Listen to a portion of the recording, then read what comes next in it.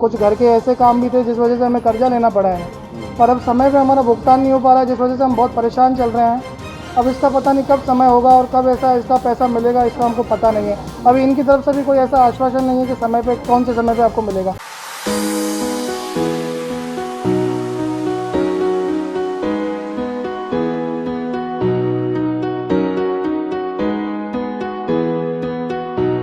Hi, I am Shivani, 8th SEM CS student. Hi, I'm Pulkit Badolia, 8th SEM CS student. Recently मेरा placement 2 MNC company में हुआ, जिसका श्रेय मैं Aryabhatta management team, mentors and HODs को देना चाहूँगी। And I'm also very thankful to Aryabhatta team जिन्होंने हम स्टूडेंट्स को प्रोफेशनल लाइफ में उतरने के लिए इस काबिल बनाया।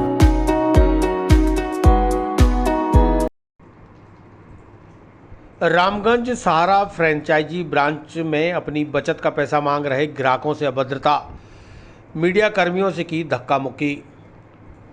सहारा ने निवेशकों को किया बेसहारा, मैच्योर हुई पॉलिसियों का नहीं हुआ भुगतान, हजारों निवेशक हो रहे हैं परेशान। सहारा कंपनी में लोगों ने यह सोचकर निवेश किया था कि भविष्य में ज़रूरत पड़ने पर निवेश किया गया पैसा ब्याज सहित उन्हें मिल जाएगा और वह अपनी ज़रूरत का काम पूरा कर पाएंगे।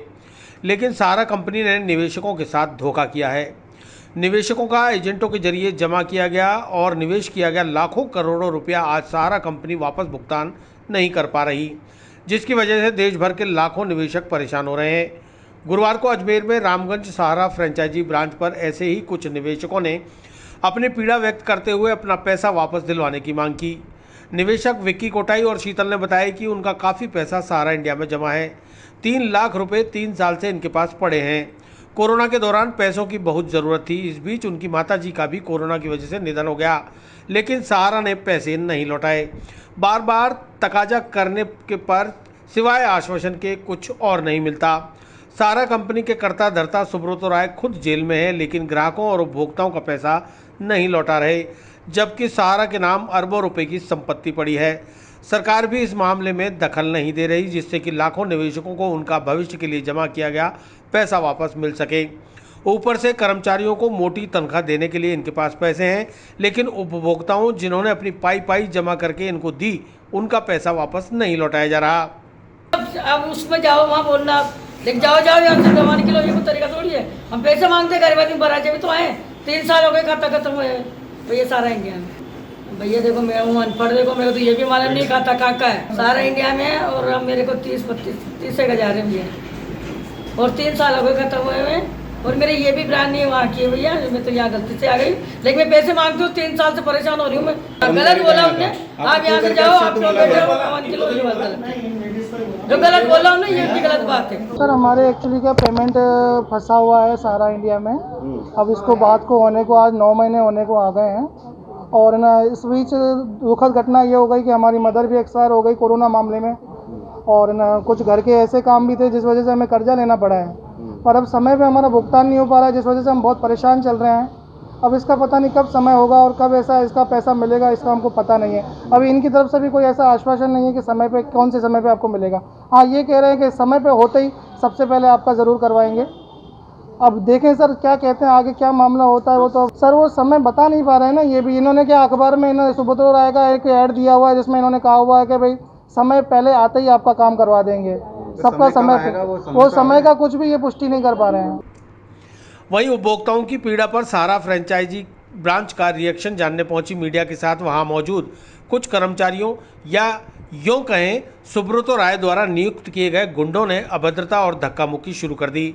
मीडिया कर्मियों के कैमरों पर हाथ मारने की कोशिश की गई और तो और उन्हें दूसरी मंजिल से धक्का देकर नीचे फेंकने की धमकी भी दी। इसको नीचे रख, फिर नीचे चल, नीचे चल। अरे चलो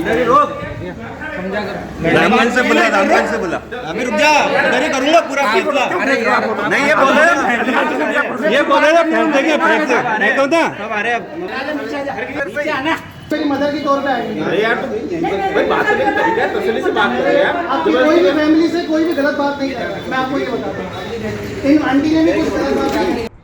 जब इस पूरे घटनाक्रम पर रामगंज सहारा ब्रांच मैनेजर प्रकाश चंद योगी से बात की तो उन्होंने बताया कि सहारा श्री सुब्रतो राय ने समस्त मीडिया माध्यमों से अपने समस्त निवेशकों को सितंबर तक जल्द भुगतान करने का आश्वासन दिया है। सरकार और उच्चतम न्यायालय के हस्तक्षेप के बाद चल अचल संपत्तियों के बेचान के साथ ही भुगतान कराए जाने के लिए निर्देशित किया गया है। इसलिए निवेशकों को थोड़ा सा इंतजार और करना चाहिए। सभी को ब्याज सहित भुगतान किया जाएगा, लेकिन कब तक मैनेजर योगी ये नहीं बता पाए।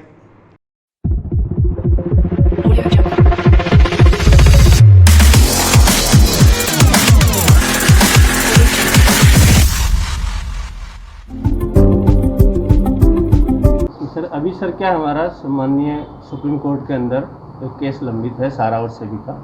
जब तक उसका निपटारा नहीं होगा तब तक हमारी संस्था भुगतान देने में असमर्थ है, और क्योंकि वहाँ 24,000 करोड़ रुपए में ब्याज जमा है और जब तक निपटारा नहीं होगा हम कैसे कर सकते हैं। तो ऐसे ग्राहक परेशान हो गए आपके जो?